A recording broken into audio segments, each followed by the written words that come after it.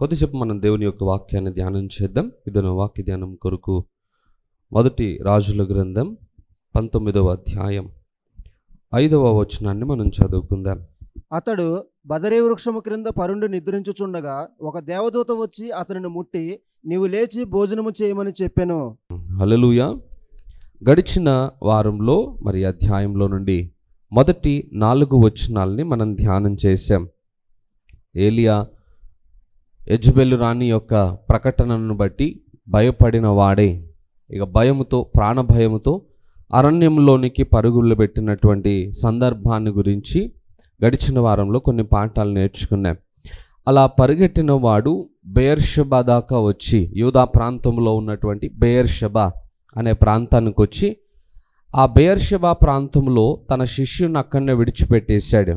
ఆ తర్వాత ఆయన అక్కడ నుండి ఒక దిన ప్రయాణం అంత దూరం అడవిలోనికి పారిపోయాడట. ఒక దిన ప్రయాణం అంటే దాదాపు ఒక 20 కిలోమీటర్లు బహుశా ఆయన పరిగెట్టి ఉండొచ్చేమో.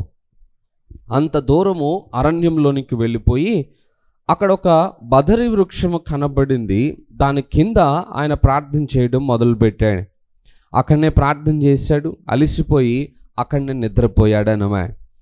ఈ బదరీ వృక్షం అనేది విశ్రాంతి తీసుకోవటానికి ఎంతవరకు అనుకూలమైనటువంటిది అని మనం ఆలోచన చేస్తే, ఈ బదరీ వృక్షం గురించి ధ్యానం చేస్తూ ఉన్నప్పుడు ఆ చెట్టును గురించి కొన్ని వివరాలు చూశాను.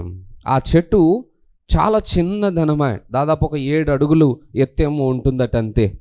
దాని ఆకులు కూడా చాలా చిన్న సైజులో ఉంటాయి. కనీసం పైనుండి వచ్చే ఎండను కానీ వర్షాన్ని కానీ అవి ఆపగలిగేంత సామర్థ్యము కలిగిన చెట్టు కాదు. అలాంటి ఒక చిన్న చెట్టు కింద ఏలియా విశ్రాంతి కొరకు వెతికే ప్రయత్నాన్ని చేశాడు అన్నమాట. అంటే ఎందుకు ఏలియా ఇలాంటి ఆలోచన చేశాడు? సహజంగా అలిసిపోయి పరుగులు పెట్టి చాలా నీరసించిపోయిన వ్యక్తి కొంచెం మంచినీడు ఎక్కడ ఉంటుందో ఆ స్థలానికి వెళ్ళి అక్కడ విశ్రాంతి తీసుకునే ప్రయత్నాల్లో, లేకపోతే మనం అనుకున్నది చేసే ప్రయత్నాల్లో చేస్తూ ఉంటాం. కానీ ఏలియా ఇప్పుడు అసలు దేనిని గురించి కూడా ఆలోచించేటువంటి స్థితిలో లేడు. ఎందుకనంటే నిరుత్సాహము ఆయనని బహుగా ఆవరించేసిందట. కనీసం ఇప్పుడు ఏలియా ఏం చేస్తున్నాడో, ఎక్కడికి వెళ్తున్నాడో ఏమీ ఆలోచన చేయలేనటువంటి ఆ స్థితిలో ఆయన ఉండిపోయాడు అన్నమాట. అందుకే ఎక్కడ స్థలం దొరికితే అక్కడనే కూలబడతా ఉన్నాడు. ఏది నోటుకొస్తే ఆ ప్రార్థన చేస్తూ ఉన్నాడు. ఎందుకనంటే ఏలియా గురించి ఇప్పటిదాకా మనం ధ్యానించిన విషయాలన్నీ కూడా ఆయన గొప్పతనాన్ని గురించి కనపరుస్తాయి. కానీ ఏలియా ఇప్పుడు ఒక బలహీనుడిగా మనకి కనబడుతూ ఉన్నాడు అన్నమాట. ఆ బలహీనత ఎందువలన కలిగింది అని అంటే, ఆయనలో ఉన్నటువంటి నిరుత్సాహము అవిశ్వాసానికి గురి చేసింది. ఆ అవిశ్వాసము ఆయనలో పిరికితనాన్ని పెంచింది. ఆ పిరికితనము ఆయనలో అజ్ఞానాన్ని కనపరుస్తుంది అన్నమాట. ఇప్పుడు ఏలియా ఏ ప్రార్థన చేయకూడదో అదే చేస్తున్నాడు. ఏ స్థలానికి పరుగులు పెట్టకూడదో అలాంటి స్థలాలకే పరుగులు పెడతా ఉన్నాడు. ఏది చేయాలో అది చేయకుండా నిర్లక్ష్యం చేస్తూ ఉన్నాడు. నిరుత్సాహము అనేది చాలా ప్రమాదకరమైనది అన్నమాట. మన జీవితంలో కూడా ఏదో ఒక సమయంలో ఈ నిరుత్సాహం అనేది మనల్ని పట్టుకునే అవకాశాలు ఉంటాయి. అసలు నా జీవితంలో నేను దేనికి కృంగిపోను, నేను ఏది కలవరపడను, ఏ విషయాన్ని గురించి పెద్దగా పట్టించుకోను అని అనుకుంటాం. కానీ గుర్తుపెట్టుకోండి, సాతానట ఎప్పుడైనా మనల్ని కృంగదీసే ప్రయత్నాలు చేయాలనుకున్నప్పుడు మనకి లేని వాటిని గురించి సాతాను పెద్దగా ఆలోచన చేయడట.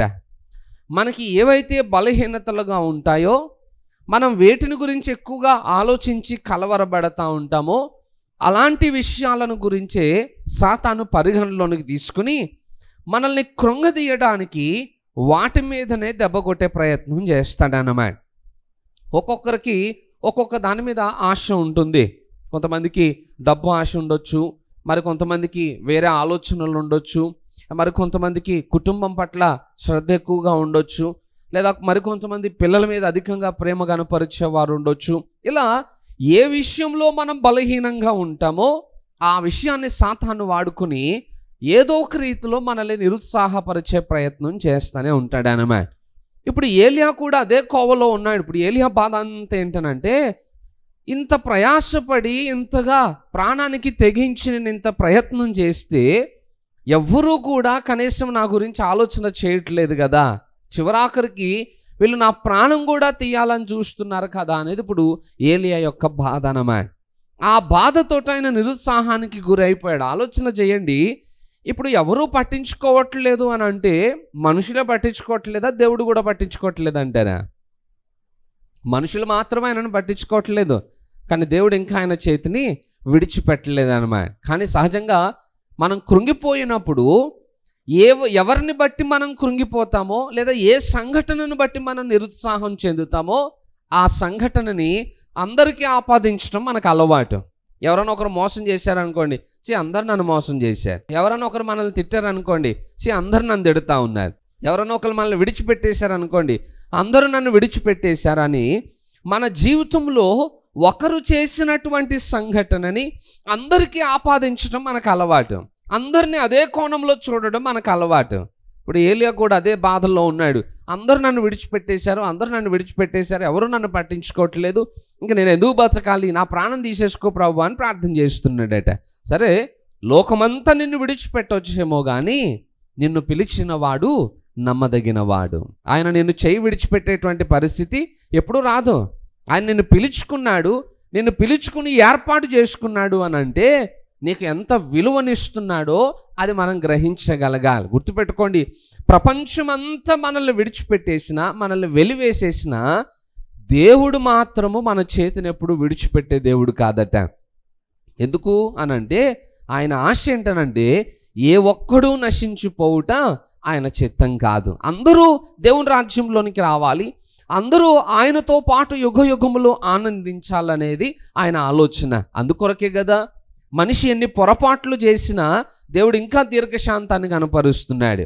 మనుషులు ఎంత పాపము చేసినా ఆ పాపము విషయమై దేవుడు వారి పక్షముగా కృప చూపిస్తూ ఉన్నాడు. మన పాపం ఎంత విస్తరింపబడతా ఉందో కృప కూడా అంతే విస్తరింపబడతా ఉందట. రోమాపత్రిక 6వ అధ్యాయం 1వ వచనంలో అపోస్తులైన పౌలు అంటాడు, అంటే కృప విస్తరింపబడుతుంది కదా అని చెప్పి మనం పాపంలోనే నిలిచి ఉందమా అని అంటాడు అన్నమాట. అంటే నీ జీవితంలో ఎంతగా నువ్వు పాపానికి దగ్గరైపోతూ ఉన్నావో దేవుడు కూడా అంతగా నీ విషయంలో కృప చూపించి నువ్వు మారు మనస్సును అందటానికి అవకాశాలను ఇస్తున్నాడట. పైగా మన కొరకు ప్రాణత్యాగాన్ని చేశాడు, మన కొరకేమో నూతన యెరూషలేము అనే పట్టణాన్ని ఆయన కడుతున్నాడు. మరి ఇన్ని చేసిన వాడు మనల్ని ఎలా విడిచిపెట్టేస్తాడు? అలాగని మనల్ని విడిచిపెట్టేస్తే ఇవన్నీ ఆయన చేయడం వల్ల ఆయనకు వచ్చిన లాభం ఏంటి? దేని కొరకు ఆయన ఇవన్నీ చేయవలసిన అవసరత ఏర్పడింది? సో లోకం మనల్ని విడిచిపెట్టేసినంత మాత్రాన దేవుడు మనల్ని విడిచిపెట్టేసినట్టు కాదు. ఆయన తన ప్రాణానికి ఇచ్చేటువంటి విలువను మనకి ఇచ్చాడండి, అంతకంటే ఎక్కువగా ఇచ్చాడని అనుకోవాలి. ఎందుకంటే మన కోసం తన ప్రాణాన్ని ఆయన త్యాగంగా చేసేసాడు కాబట్టి. సో అందుకే ఎప్పుడు కూడా మన లైఫ్లో దేవుడు మనల్ని విడిచిపెట్టేస్తున్నాడు అనేటువంటి భావన మన జీవితంలో రాకుండా జాగ్రత్త పడాలి. కొన్నిసార్లు మనం తప్పు చేసినప్పుడు, మనం పాపంలో ఉన్నప్పుడు దేవుడు మనకి దూరంగా జరుగుతాడేమో, అంత మాత్రాన కంప్లీట్గా మనల్ని విడిచిపెట్టేస్తాడని కాదు. ఆ కోపముతోటి కొంచెం మౌనంగా ఉంటాడు, మరలా మనకి ఇవ్వవలసిన హెచ్చరికలను మాత్రం దేవుడు ఇస్తూనే ఉంటాడు. అక్కడనే విడిచిపెట్టేయడు. అలా పాపంలోనే మన జీవితాల్ని నాశనం అయిపోవడానికి అవకాశం ఇవ్వడు. అక్కడి నుండే ఆయన మనల్ని పిలుచుకుని తన దగ్గరికి చేర్చుకునే ప్రయత్నాన్ని దేవుడు చేస్తాడన్నమాట. ఇప్పుడు ఏలియా పరుగునొచ్చేసాడు, బదరి వృక్షం కింద ఆయన ఏం చేస్తున్నాడో కూడా అర్థం కానటువంటి స్థితిలో అక్కడ ప్రార్థన చేయడం మొదలుపెట్టాడట. కొన్నిసార్లు మన దృష్టికి పనికిరానివి కూడా పనికొచ్చినట్టు అనిపిస్తాయి మనం కష్టంలో ఉన్నప్పుడు అన్నమాట. కొన్నిసార్లు మనం ఇవి పనికిరావని పక్కన పడేస్తాం, కానీ ఆ పనికిరానివి కూడా మన కష్ట సమయాలలో మన దృష్టికి విలువైనవిగానే అనిపిస్తాయి. ఉదాహరణ చెప్తున్నాను. సహజంగా మన దగ్గర కాయిన్స్ ఉన్నాయనుకోండి, బయటకి ఎక్కడ వెళ్ళేసి వచ్చాం, పాకెట్లో కాయిన్స్ ఉన్నాయి. కాయిన్స్కి మనం పెద్దగా విలువనివ్వం, ఆ కాయిన్స్ అన్నిటిని పక్కన పడేస్తాం, అక్కడ ఇక్కడ పడేస్తూ ఉంటాం. అవి మనకి అవసరం లేదు అని అనిపిస్తుంది కదా. కానీ కొన్ని సందర్భాలు వచ్చినప్పుడు ఆ కాయిన్సే మనకు అవసరం అవుతాయి. పాకెట్లో ₹1 కూడా ఉండదు, ₹1 కూడా లేకపోయేటప్పటికి ఏదో ఒక అవసరత అర్జెంటుగా వచ్చింది. ఇప్పుడు ఏం చేస్తాం మనం? ఏవైతే విలువ లేదనుకున్న కాయిన్స్ మనం పక్కన పడేసామో ఇప్పుడు ఆ కాయిన్స్ కోసం మనం వెతికే ప్రయత్నం చేస్తాం. పేపర్ కింద పెట్టానా, బల్ల కింద పెట్టానా, లేకపోతే అక్కడ వేసానా, ఈ డబ్బాలో వేసానా, ఇవన్నీ మనం వెతుకులాడాల్సి వస్తుంది అన్నమాట. ఏలియా జీవితంలో కూడా బదరి వృక్షము ఆయనకి చాలా విలువైనదిగా అనిపించిందట ఆయన ఉన్నటువంటి ఆ ప్రయత్నాల్లో. అందుకొరకు ఏలియా ఆ బదరి వృక్షం కింద కూలబడి ప్రార్థన చేశాడు. ప్రార్థన చేసి ఇక అలసిపోయాడు. ఏమని ప్రార్థన చేశాడట ఆయన? ప్రభువా, ఇక నా ప్రాణము తీసుకో అని ప్రార్థన చేశాడు. నేను అన్నానుగా గడిచిన వారం, దేవుడు మన జీవితంలో మనం చేసే ప్రతి ప్రార్థన ఆలకిస్తే బాగుండు అని మనకు అనిపిస్తుంది. అంటే మన ఫీలింగ్ ఏంటంటే, మనం ప్రార్థనా గదిలోనికి వెళ్ళేటప్పుడు అసలు దేవుని నోట నుండి నో అనే పదాన్ని మనం అసలు ఎక్స్పెక్ట్ చెయ్యం. అసలు అది మనకి ఇష్టం కూడా కాదు. అస్సలు దేవుడు నో అనొద్దంతే. నేను ఏది ప్రార్థన చేస్తానో, దేవుని దగ్గరికి వెళ్ళి ఏది అడుగుతానో అది దేవుడు వెంటనే శాంక్షన్ చేసేయాలి. నో అనొద్దు, వెయిట్ అనొద్దు, అసలు వెళ్ళగానే ఎస్ అనేసేయాలి అంతే. అందరము అదే దృష్టిలో ప్రార్థనా గదిలోనికి వెళ్తాం. కానీ దేవుడు నువ్వెంత ఆశించినా, నువ్వెంత పట్టుదలతో అడిగినా కొన్ని విషయాలలో దేవుడు నో అనే చెప్పాల్సి వస్తుందట.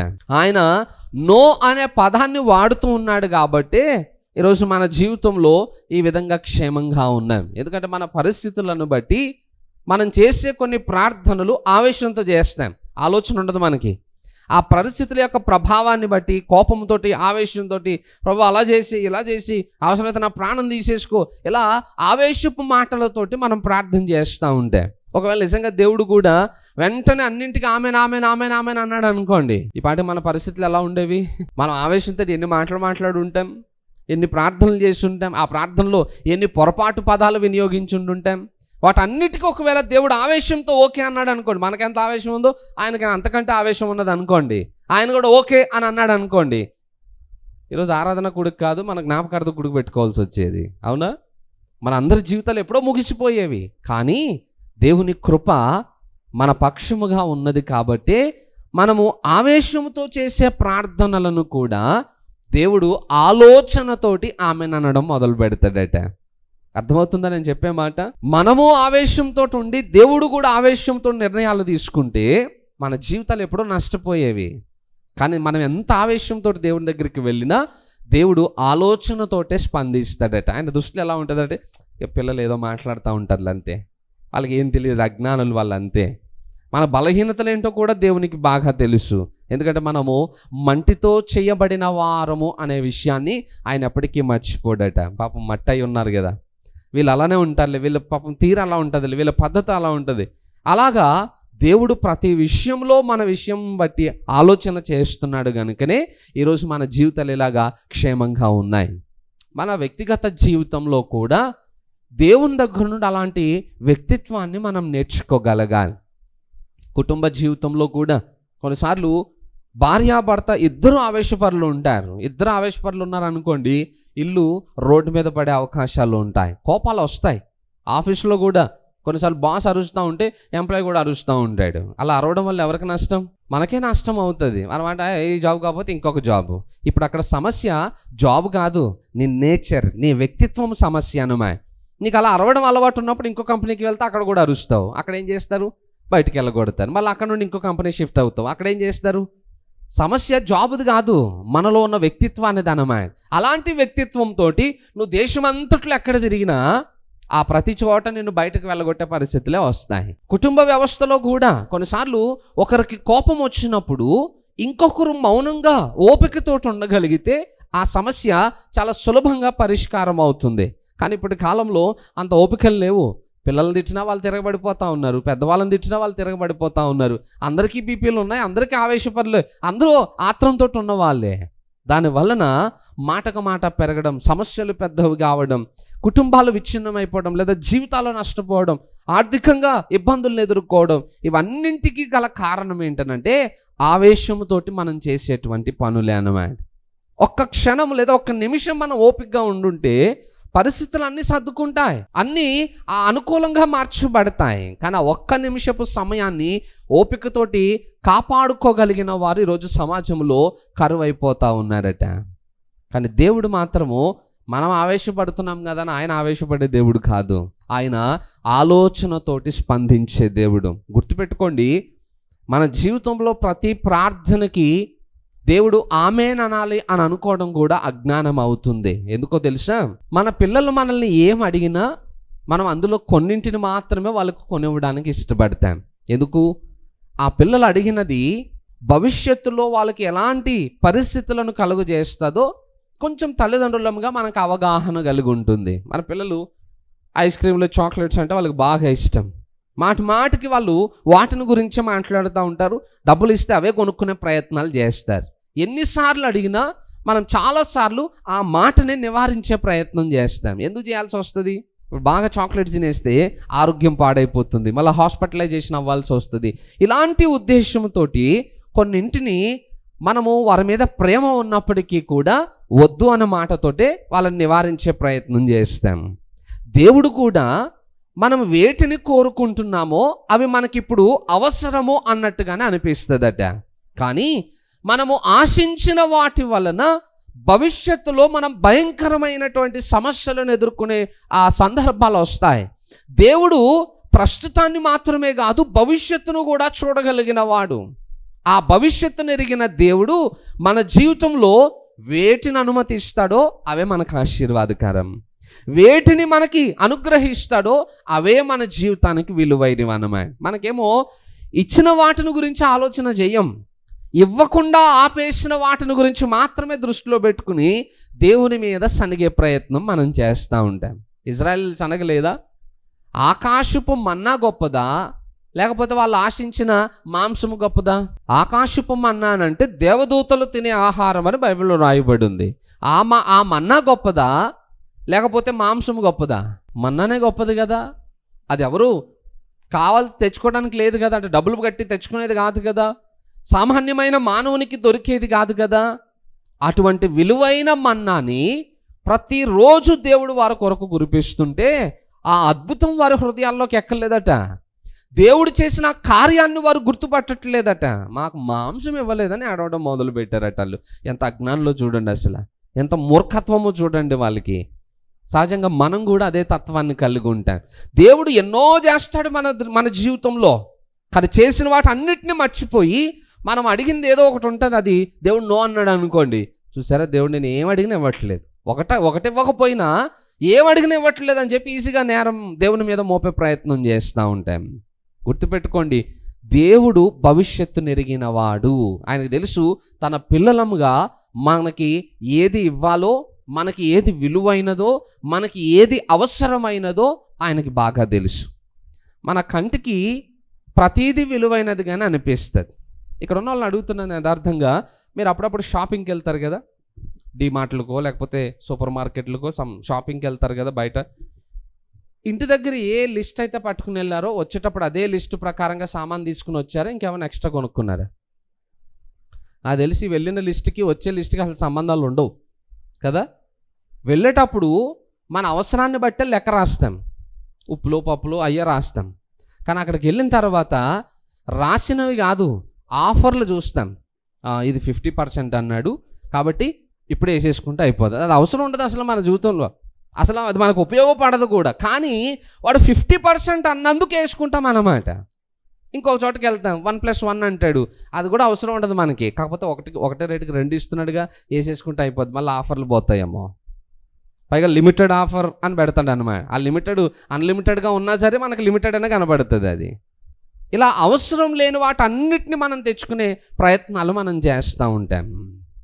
కానీ దేవునికి తెలుసు మనకి ఏది అవసరమో ఏది అవసరం లేనిదో. అందుకే దేవుడు అన్నింటినీ ఫిల్టర్ చేసేసి మనకి శ్రేష్టమైన వాటిని మాత్రమే ఇవ్వడానికి ఇష్టపడతాడట. ఎందుకొరకు అనంటే, అనవసరమైన వాటన్నిటినీ నీకు ఇవ్వడము ద్వారా నీ యొక్క ఆలోచన విధానమే పాడైపోతుంది. నువ్వు వెళ్ళవలసిన మార్గంలో నుండి నువ్వు తప్పిపోతూ ఉంటావు. ఇలాంటి పనికిరాని వాటి కొరకు ఉన్నతమైనటువంటి దేవుని రాజ్యాన్ని కూడా కోల్పోయే ప్రమాదం ఉందట. ఒక యవనస్తుడు అనలేదా, నువ్వు నీ ఆస్తిని అంతటిని అమ్మేసి నా వెనకాల వచ్చేయ్యా అని అంటే, ఆస్తిని అమ్మడానికి ఆయన మనసు ఒప్పక పరలోక రాజ్యాన్ని పోగొట్టేసుకున్నాడట. వచ్చింది అడిగింది అదే కదా, అయ్యా నిత్యరాజ్యం పొందాలంటే నేనేం చేయాలంటే, నాతో పాటు రా అని. ఆస్తిని అమ్మేసి నాతో పాటు రా అంటే ఆ మాట నచ్చలేదట. అందుకని ఏం వదిలేసుకున్నాడు ఆయన?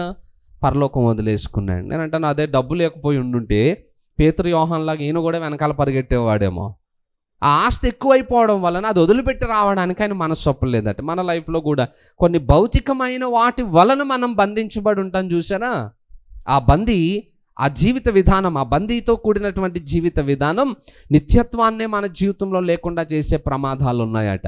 దేవుని ఆశ ఏంటనంటే, ఈ భూమి మీద నీ కొరకు శ్రేష్టమైనది ఏమి లేదు, ఆ నిత్యత్వం ఒకటే. కాబట్టి దాని కొరకు నేను నిన్ను సిద్ధపరుస్తున్నానయ్యా అని అంటే, నాకు అది లేకపోయినా పర్వాలేదు కానీ ఇక్కడ మాత్రం అడిగి నాకు కావాలని చెప్పి మనము ఈ లోక సంబంధమైన వాటి కొరకే దేవుని దగ్గర ప్రాకులాడే ప్రయత్నాలు చేస్తూ ఉంటాం. అందుకే చాలాసార్లు ప్రార్థనలో దేవుడు అవుననాలనే ఎప్పుడు మనం ఆశిస్తూ ఉంటాం. గుర్తుపెట్టుకోండి, దేవుడు ఏ సమాధానం ఇచ్చినా అది మనకు ఆశీర్వాదకరమే. ఏ ప్రార్థన దేవుడు అంగీకరిస్తాడో అది మన జీవితానికి ఉపయోగకరమే. ఒకవేళ దేవుడు ఇవ్వలేదనుకోండి, ఒకటే గుర్తుపెట్టుకోవాలి, ఇది నా జీవితానికి క్షేమకరమైనది కాదు అని.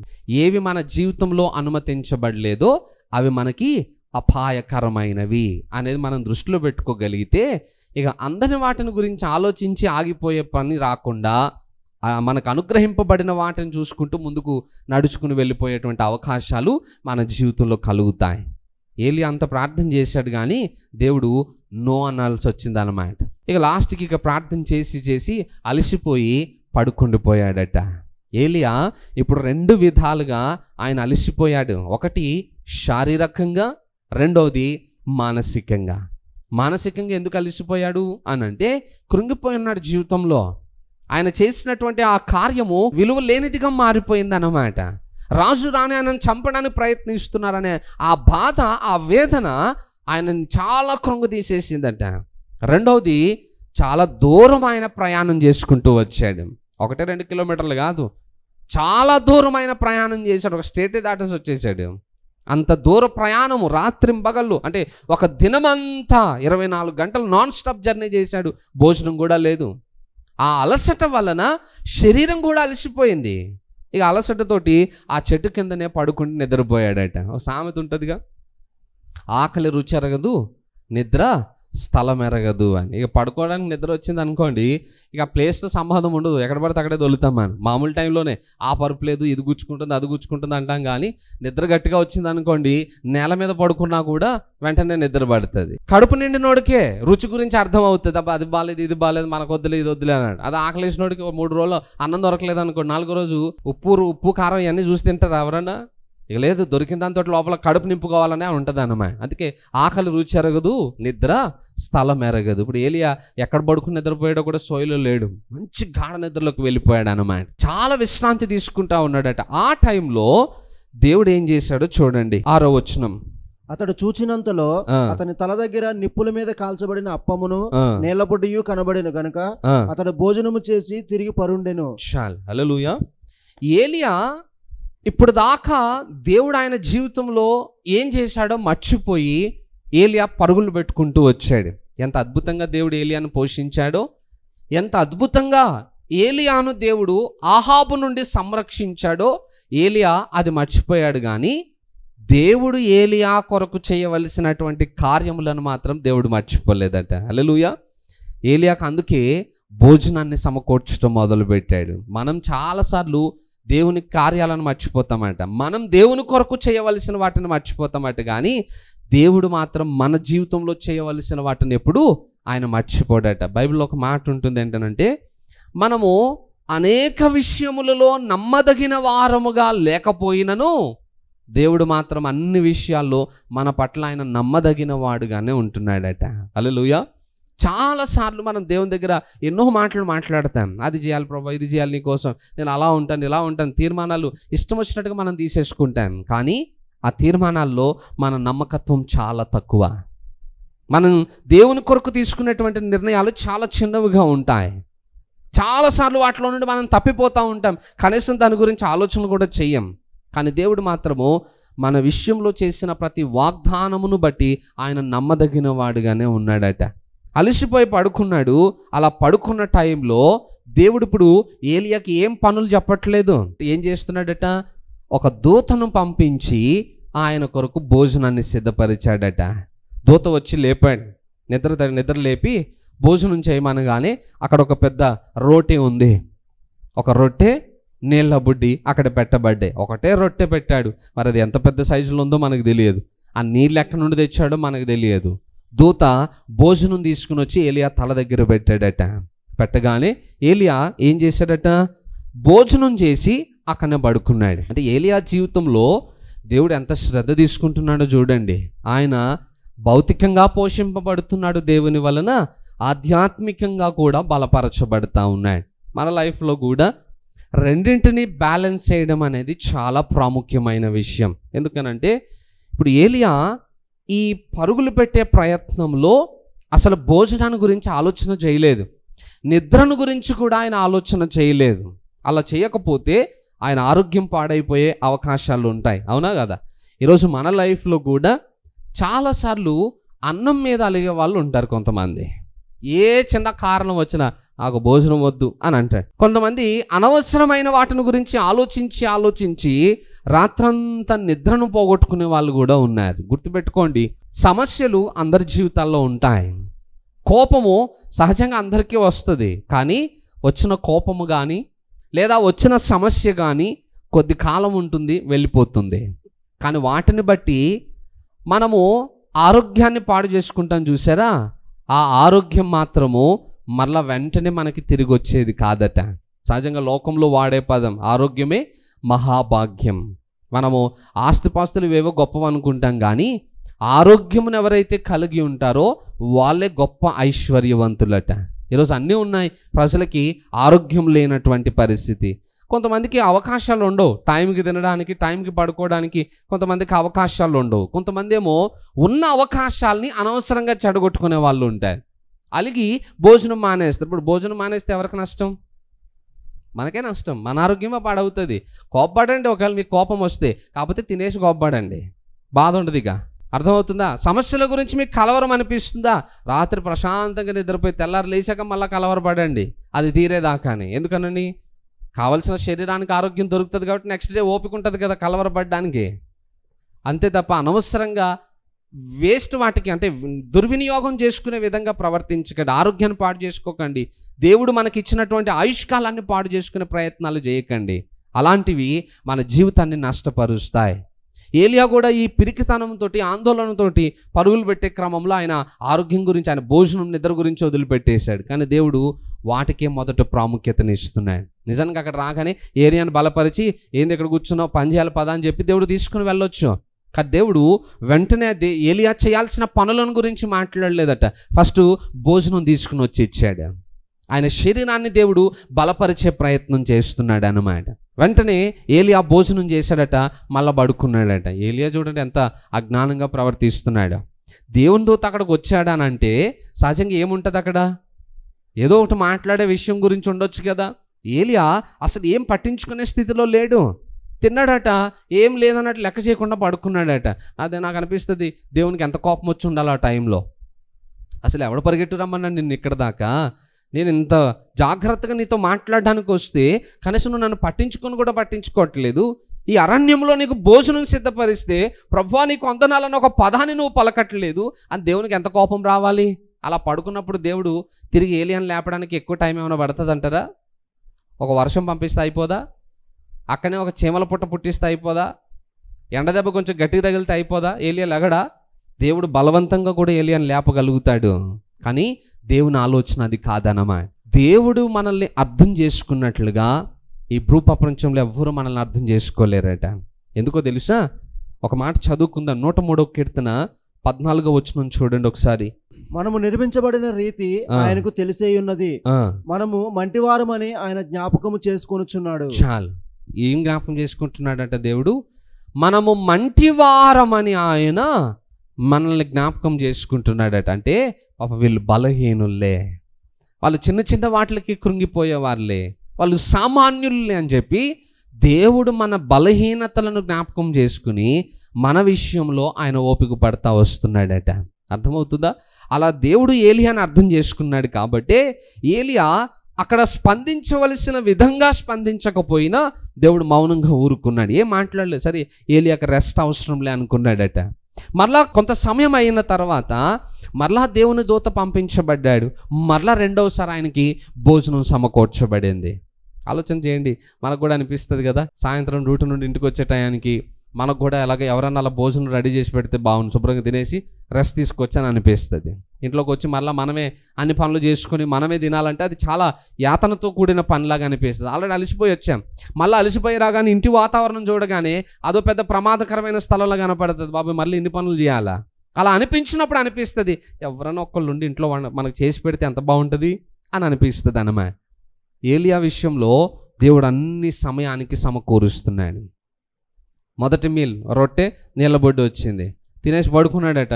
ఏలియాని కూడా దేవుడు డిస్టర్బ్ చేయలేదు, ఎందుకంటే అప్పుడప్పుడు విశ్రాంతి కూడా అవసరం. ఇప్పుడు ఏలియా శారీరకంగా కూడా కృంగిపోయి ఉన్నాడు. ఆయన కొంచెం బలపడాలి, కొంచెం ఈ పరిస్థితుల్లో నిబ్రం కలిగి ఉండాలి. అంతవరకు దేవుడు ఆయనకి అవకాశాన్ని ఇచ్చాడట. పరిచర్య ప్రాముఖ్యమే, పరిచర్యతో పాటు ఆరోగ్యం కూడా చాలా ప్రాముఖ్యం. ఎందుకనంటే ఎంత ఆరోగ్యంగా మనం ఉంటామో పరిచర్యని అంతగా ఎక్కువగా చేయగలుగుతాం. కొంతమంది పరిచర్య అనుకుంటూ ఆరోగ్యాన్ని పాడు చేసుకునే వాళ్ళు చాలామంది ఉంటారు. అది కూడా దేవుని దృష్టికి యోగ్యమైనది కాదు. ఎందుకంటే దేవుడు మన లైఫ్లో చాలా ప్రణాళిక వేసుకుని ఉంటాడు. మనం అజ్ఞానంగా అడుగులు వేయడం వలన మన జీవితాన్ని మనమే మధ్యలో ముగించేసుకునే పొరపాటు పనులు చేస్తూ ఉంటాం. అందుకే అలాంటి పొరపాట్లు చేయకుండా మనం జాగ్రత్త పడాలి. సరే, ఇప్పుడు ఏలియా రెండోసారి మళ్ళీ భోజనం చేశాడట. రెండోసారి భోజనం చేసేటప్పుడే బహుశా దూత అనుకుని ఉంటాడు, చేయగానే మళ్ళీ పడుకుంటాడేమో అని చెప్పి లేపేటప్పుడే ఏమని లేపాడో చూడండి ఒకసారి. అయితే యెహోవా దూత రెండవ మారు వచ్చి అతనిని ముట్టి, నీ శక్తికి మించిన ప్రయాణము నీకు సిద్ధమై ఉన్నది, నీవు లేచి భోజనము చేయమని చెప్పినప్పుడు. ఒక్క నిమిషం, ముందు చెప్పాడా వెనకాల చెప్పాడా? పని గురించి ముందు చెప్పాడా వెనకాల చెప్పాడా? ఫస్ట్ టైం చూశాడు, బహుశా మాట్లాడదాం అని అనుకుని ఉండుంటాడు. తిన్నాక మాట్లాడదాంలే అనుకున్నట్టున్నాడు దూత. తినేసి వెంటనే ఏలియా పడుకున్నాడు, ఏం మాట్లాడలేదు. ఇక సర్లే వదిలేశాడు. రెండోసారి కూడా మళ్ళీ అలాగే తినేసి పడుకుంటాడేమో అని చెప్పి ఫస్ట్ చెప్పేస్తున్నాడు, నీ శక్తికి మించిన ప్రయాణము నీకు సిద్ధపరచబడి ఉన్నది కనుక లేచి భోజనం చేయి. ఇక రెండోసారి ఏలియా పడుకోలేదు, ఆ మాటను విన్నాడు. ఆ మాటను విన్న తర్వాత లేచి భోజనం చేసి ఇప్పుడు దేవుని స్వరము కొరకు ఆయన ఎదురు చూస్తున్నాడు అన్నమాట. ఈరోజు మన లైఫ్లో కూడా కొన్ని పరిస్థితులు వస్తాయి. ఆ పరిస్థితులు వచ్చినప్పుడు మనల్ని ధైర్యపరిచేవారు ఎవ్వరూ మనకు తోడుగా ఉండరు, ఒంటరిగా మిగిలిపోతాం.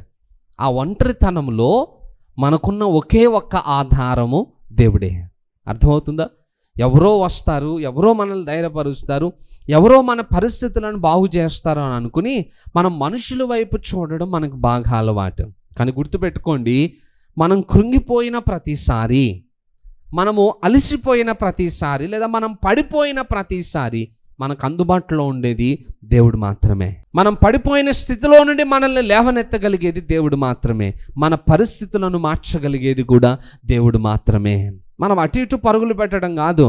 ఏదైనా ఒక అవసరత వచ్చింది, ఒక సమస్య మనకు ఏర్పడింది అని అనగానే మొదట మనము దేవుని వైపు చూడడం నేర్చుకోవాలి. ఎందుకంటే దేవుడు మనల్ని ధైర్యపరిచినట్లుగా, దేవుడు మనల్ని బలపరిచినట్లుగా మన జీవితంలో ఇంకెవరు మనల్ని బలపరచలేరు అన్నమాట.